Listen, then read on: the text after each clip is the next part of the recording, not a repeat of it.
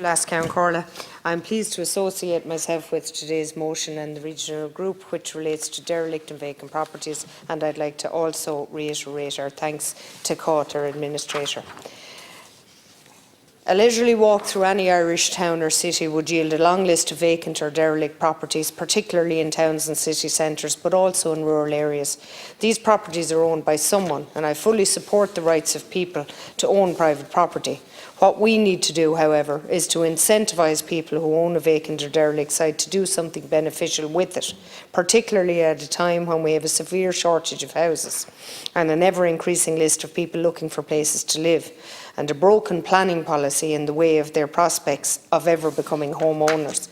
The motion states that All Ireland recognises the overarching goals of housing policy should be affordability, sustainability, equality and social inclusion. With regard to this aim, affordability is clearly an issue for so many people. First-time buyers are being priced out of the market for a variety of reasons. One issue is the dreadful practice of county councils trying to increase their stock of social housing by competing in the market with first-time buyers. This practice is counterproductive and merely serves to make it more difficult for first-time buyers. The motion also recognises that Rebuilding Ireland failed to meet its annual target every year and was 41,000 units below its overall target. Unfortunately, this should really come as no surprise to anyone who has been paying attention to the way our planning laws are being applied and the way in which certain officials are implementing their own versions of the said laws, and even in some cases, Lascan Corla, inventing rules of their own. The Office of the Planning Regulator's role in curtailing and putting barriers in the way of housing development over a number of years must be highlighted, and it must be corrected before the problem gets worse. Every barrier put in the way of a house being built is just another straw to break the back of the struggling first-time buyer.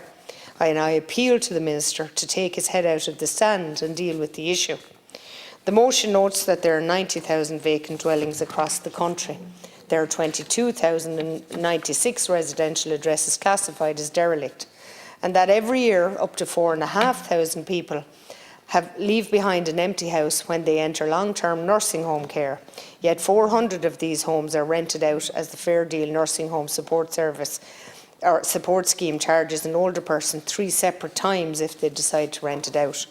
Government regulation is actively discouraging people from the renting out of their properties, despite having a rental crisis due to an over-regulation and bureaucracy.